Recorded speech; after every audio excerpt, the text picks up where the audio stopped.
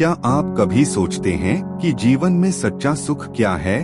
क्या आप कभी सोचते हैं कि मृत्यु से कैसे निडर होकर जीना चाहिए? आज मैं आपको एक ऐसी कहानी सुनाने जा रहा हूं जो आपको इन प्रश्नों का उत्तर देगी। आइए कहानी शुरू करते हैं। इससे पहले कि आप इस कहानी में खो जाइए, अभी इस चैनल को सब्सक्राइब कर लें। एक बार की बात है, एक नौजवान युवक बुद्ध के पास आता है और उनसे कहता है कि हे बुद्ध, क्या आप मेरे एक सवाल का जवाब देंगे? बुद्ध ने मुस्कुराते हुए कहा कि पूछो, क्या पूछना है? इसके बाद उस युवक ने कहा कि हे बुद्ध, मेरी उम्र अभी बहुत ज्यादा नहीं है, लेकिन मैं बहुत परेशान रहता हूँ, बहुत दुखी रहता हूँ। मैं आपसे यह जानना चाहता हूँ कि मेरे जीवन में अभी से इतनी दुख है तो मेरी जिंदगी तो अभी बहुत बाकी है। क्या मेरे जीवन में दुख बढ़ते ही रहेंगे कि इन दुखों से छुटकारा पाने का कोई रास्ता नहीं है? यह सुनकर बुद्ध कहते हैं कि कहाँ है तुम्हारे दुख? मुझे तो दिखाई नहीं दे रहे। यह सुनकर वह युवक कहता है कि यह बुद्ध, दुख तो मेरे अंदर है, मेरे भीतर है, वह आपको कैसे दिखाई देंगे? यह सुनकर बुद्ध उसी वक्त से पूछते हैं कि क्या तुम्हें अपने दुख दिखाई देते हैं? वो युवक कहता है कि यहाँ बुद्ध में अपने दुखों को भली भांति देख कर रहा हूँ। तब बुद्ध ने पूछा कि दुखों का मूल क्या है बुद्ध में? और उस युवक में चर्चा चल ही रही होती है कि तभी एक भिक्षु दौड़कर वहाँ पर आता है। वह भिक्षु तथागत बुद्ध के कान में कुछ कहता है। इसके बाद बुद्ध उसी वक्त से कहते हैं कि चलो, आज मैं तुम्हें जीवन का सत्य दिखाने के लिए एक जगह पर लेकर चलता हूँ। वहाँ पर तुम्हें कुछ भी नहीं बोलना है, चुपचाप सारी बातें सुनते रहना है। इसके बाद तुम्हें अपने सारे प्रश्नों के उत्तर खुद ही मिल जाएंगे। यह कहकर वह युवक गौतम बुद्ध के पीछे पीछे चलने लगता है। कुछ दूर मिलने के बाद गौतम बुद्ध एक घर में प्रवेश करते हैं। घर में प्रवेश करने के बाद वो युवक और तथागत बुद्ध देखते हैं कि वहाँ पर बहुत सारे लोग खड़े हैं और बीच में चारपाई पर एक वृद्ध आदमी लेटा हुआ है। बुद्ध को देखते ही सभी लोगों ने उनके लिए रास्ते बनाए और बुद्ध उस आदमी के पास वही उसके चारपाई पर जाकर बैठ जाते हैं। वह युवक भी पास में ही बैठ जाता है। इसके बाद वृद्ध आदमी जो चारपाई पर लेटा हुआ था कहना शुरू करता है कि हे बुद्ध, मैं नहीं जानता कि मेरे जीवन में कितनी सांसें और बचे हैं। पता नहीं किस वक्त मुझे भगवान के घर से बुलावा जाए। मैं मरने से पहले अपने कुछ सवालों के जवाब आपसे जानना चाहता हूँ। मुझे पता है कि उन सवालों के जवाब आप ही मुझे दे सकते हैं, इसीलिए मैंने आपको यहाँ पर बुलाया है। इसके बाद उस वृद्ध आदमी ने कहना शुरू किया कि ही बुद्ध, अपने आखिरी वक्त में मुझे अपने बचपन के दिन बहुत याद आ रहे हैं। मैं अपने बचपन के दिनों को याद करता हूँ और सोचता हूँ कि वह भी क्या दिन थे, ना कुछ पाने की फिक्र, ना कुछ खोने का गम। बचपन न के उन दिनों को याद करके मेरी आंखों में आंसू आ जाते हैं। मुझे लगता है कि कितनी आजादी थी उस समय, मेरा मन कितना खुला हुआ था। मन में कुछ भी पाने की इच्छा नहीं थी। जिस भी खेल में लग जाते थे उसी खेल में पूरे दिन लगे रहते थे।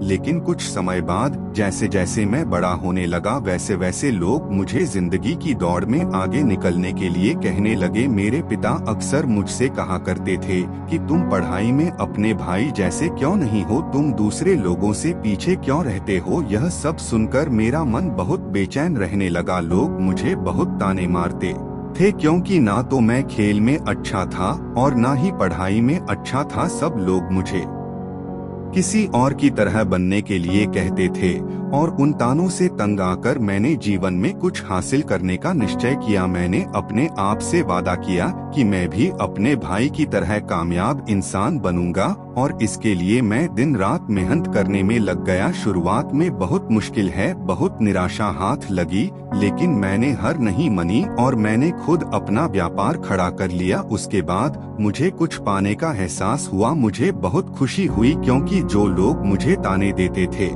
वही लोग अब मेरे आगे पीछे घूमने लगे थे। कुछ वक्त बाद एक रईस बेटी के साथ मेरी शादी हो गई और उसके बाद मुझे लग रहा था जैसे मेरा जीवन स्वर्ग बन गया हो। कुछ साल बाद मुझे 2 बेटे प्राप्त हुए। दोनों बहुत ही सुंदर और हर्ष थे। अब मेरा मन मेरे बच्चों के लिए कुछ करने को उत्सुक हो गया। मैं और भी ज्यादा धन कमाने में लग गया और जल्द ही मैं अपने नगर का सबसे बड़ा व्यापारी बन गया। सब कुछ अच्छा चल रहा था, लेकिन अनहोनी को कौन टाल सकता है।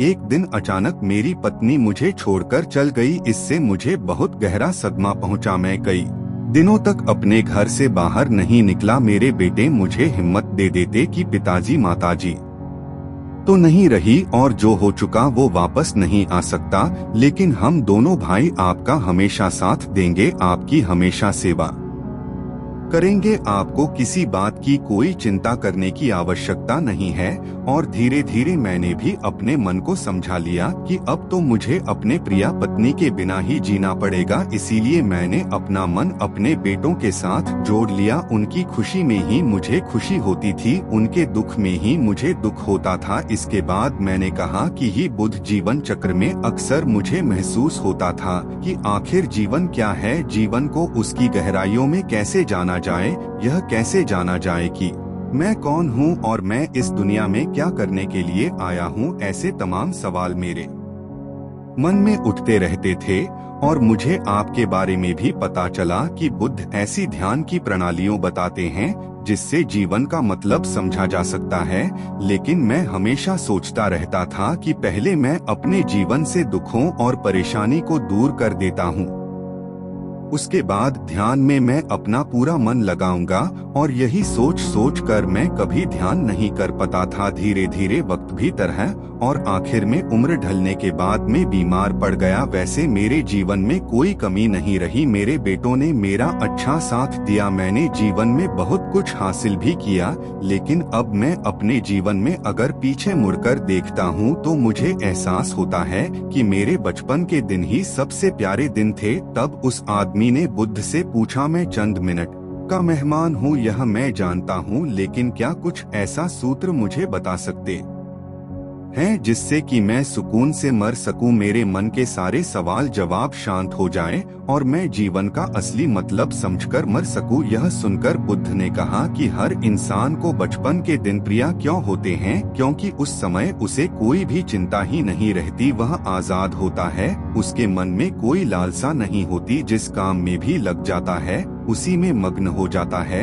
लेकिन जैसे जैसे इंसान की आयु बढ़ाने लगती है वैसे वैसे उसकी इच्छाएं, उसकी कामनाएं दिन ब दिन बढ़ती जाती हैं और इसीलिए अक्सर इंसान भविष्य की तैयारी में लगा रहता है या फिर अतीत के बारे में सोचता रहता है और वह वर्तमान में जीना भूल जाता है। और वहीं अगर हम किसी छोटे बच्चे को देखें तो उसके लिए कोई भविष्य या कोई अतीत नहीं होता, उसके लिए बस वर्तमान होता है और इसीलिए वह वर्तमान में पूरा आनंदित होकर रहता है। तुमने अपना पूरा जीवन अपनी कामयाब हो, अपने बेटों, अपनी पत्नी और अपने भविष्य की योजनाओं में ही बिता दिया और तुम हमेशा यही सोचते रहे कि पहले मैं अपने जीवन को व्यवस्थित कर लेता हूँ और उसके बाद सत्य की खोज करूंगा, उसके बाद ध्यान करूंगा। लेकिन हम यह भूल जाते हैं कि कल कभी नहीं आता, भविष्य की योजनाएं कभी पूरी नहीं होती। जब एक योजना पूरी होती है तो हमारा मन दूसरी योजनाएं बना लेता है और इस प्रकार जीवन चक्र चलता रहता है। और अब आखिरी समय में जब मृत्यु तुम्हारी सैया पर लेटी हुई है तो तुम्हें एहसास हो रहा है कि मैंने जीवन में कुछ भी हासिल नहीं किया। अब तुम्हें लग रहा है कि जो भी तुमने किया उसमें से तुम एक सुई भी अपने साथ नहीं ले जा सकते। अगर यही बात तुम उसे वक्त समझ लेते, मृत्यु कभी निश्चित होकर नहीं आती, वह तो कभी भी आ सकती है। अगर यह बात उसे वक्त तुम्हारा समझ लेता तो तुम उसी वक्त ध्यान और सत्य की खोज में लग जाते। तुम कोई ऐसी चीज खोजने की कोशिश करते जो तुम्हारे साथ जा सके, जो तुम्हें परिपूर्णता से मरने का मार्ग दिखा सके। उसे वृद्ध आदमी ने हाथ जोड़कर बुद्ध से कहा कि बुद्ध, यह तो मैं जानता हूँ कि मुझसे गलतियाँ हुई हैं, मैंने अपने जीवन को सार्थक रूप से जिया ही नहीं और इस बात का मुझे बहुत गहरे में एहसास हो चुका है। लेकिन मैं आपसे फिर से वही सूत्र जानना चाहता हूँ कि क्या मैं परिपूर्ण था कि साथ नहीं मर सकता? क्या मुझे अभी सत्य की कोई झलक नहीं मिल सकती? यह सुनकर बुद्ध ने उसे आदमी का बहुत सहला हुए कहा कि अब तो एक ही सूत्र समझने लायक रह जाता है, और वह सूत्र यह है कि तुमने जीवन में जो कुछ भी पाया या जो कुछ भी खोया वह सब यहीं पर छोड़कर चले जाओ। उसे अपने मन के साथ जोड़कर मत ले जाओ। अपने मन में यह भाव पैदा करो कि तुमने अपने जीवन से बहुत कुछ सीख लिया और वास्तविकता में तुमने अपने जीवन में बहुत प्रगति की है, क्योंकि तुमने यह जान लिया है कि जीवन में कुछ भी सार्थक नहीं है। और यह जानना भी बहुत बड़ी उपलब्धि होती है। लोग जीवन भर जीते जीते मर जाते हैं, लेकिन उन्हें जीवन की निरर्थक का कोई पता नहीं चलता। इसीलिए अभी अपने मन से सारे सवाल गिरा दो और यह भाव पैदा करो कि जीवन में जो कुछ जानने जैसा था वह मैंने जान लिया है, और अब जीवन में कुछ भी जानने ऐसा नहीं बचा है। जब तुम इस भाव, इस बोध से भर जाओगे तो तुम बिल्कुल खाली होकर मृत्यु को प्राप्त हो जाओगे। और वास्तविकता में यही मरने की कला होती है। हमने जीवन में जो कुछ भी पाया, जो कुछ भी खोया, वह इसी दुनिया का था और वह यहीं पर रह जाएगा। हमारे साथ कुछ भी नहीं जाएगा। हम खाली जाएंगे, हम बिल्कुल खाली जाएंगे। और जो लोग अपने मन से बिल्कुल खाली होकर जाते हैं, वास्तव में उनके अंदर ज्ञान का दीप जल जाता है और वह आगे चलकर दूसरे जन्मों में उसे निर्वाण की स्थिति को प्राप्त कर सकते हैं। लेकिन उससे पहले तुम्हें इस जीवन की निरर्थक को समझना होगा। यहाँ पर कुछ भी पाना या कुछ भी खोना कोई मायने नहीं रखता। इसके बाद बहुत देर तक मैंने कोई सवाल नहीं पूछा और वह मुस्कुराते हुए मृत्यु को प्राप्त हो गया। इसके बाद बुद्ध ने उसे नौजवान युवक से पूछा कि क्या तुम्हें अपने सवालों के जवाब मिले, और मिले तो तुम्हें क्या जवाब मिले?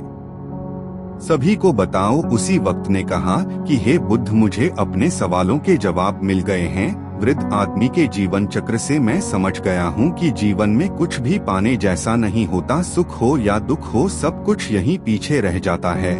और अगर हम इसी चक्कर में फंसे रह जाएंगे तो हम सत्य को कभी नहीं जान पाएंगे। इसीलिए जीवन में सुख और दुख तो चलते ही रहेंगे। इसके साथ साथ चलते हुए ही हमें सत्य की खोज करनी पड़ेगी। लेकिन बुद्ध, मेरे मन में अब भी एक सवाल बाकी है जिसका जवाब जानना सबके लिए बहुत ज्यादा जरूरी है। मेरा सवाल है कि मैं ध्यान की यात्रा करने के लिए बहुत प्रेरित हुआ हूँ, लेकिन मुझे कोई मार्ग नहीं पता। ध्यान कैसे किया जाता है कि ध्यान की सभी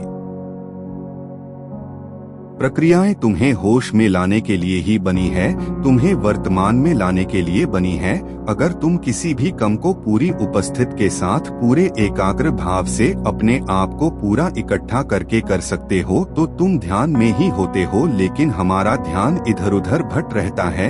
अपना काम करते करते वर्तमान में रहने के लिए मैं तुम्हें एक छोटी सी विधि बताता हूँ, जिसके जरिए तुम अपना काम भी कर सकते हो और ध्यान को भी समझ सकते हो। जब भी तुम चलते फिरते हो, उठते बैठते हो, सिर्फ अपने सांसों पर ध्यान लगाना शुरू करो। सांस किस नाक से आ रही है, किस नाक से जा रही है, ना कि कौन से कोने से टकरा रही है। सिर्फ तुम उसके साक्षी भर हो जाओ, सिर्फ उसको देखते रहो। कुछ भी काम कर रहे हो, चल रहे हो, फिर खाना खा रहे हो, सिर्फ अपने सांस पर ध्यान लगाओ। और यह करते वक्त तुम्हें महसूस होगा कि तुम्हारा दिमाग, तुम्हारे विचार तुम्हें इधर उधर ले जाते हैं। लेकिन थोड़ी देर बाद तुम्हें फिर से होश आएगा कि तुम्हें अपनी सांसों पर ध्यान लगाना है और तुम्हारा ध्यान फिर से सांस ऑटोमेटिक जाएगा। और धीरे धीरे जब तुम अपने विचारों को देखने लगोगे तो तुम पाओगे कि विचार विलीन होने लगे हैं। तुम्हारे अंदर बस एक खाली मैदान बचा हुआ है। सारे सवाल जवाब विलीन हो चुके हैं। इसके बाद बुद्ध ने कहा कि सांसें जो होती हैं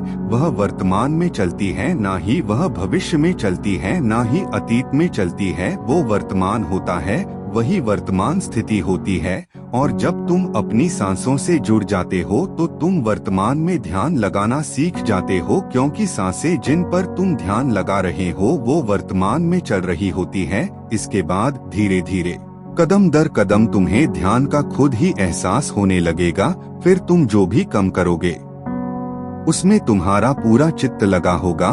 तो शुरुआत वहीं से करो जहाँ पर तुम हो, यहीं से अभी से अपनी सांसों को पकड़ना शुरू कर दो। तो दोस्तों, कैसी लगी आपको यह कहानी कमेंट सेक्शन में जरूर बताना, और अच्छी लगी तो इस चैनल को सब्सक्राइब करना मत भूलना। तो मिलते हैं अगले कहानी में, तब तक के लिए अपना ख्याल रखें।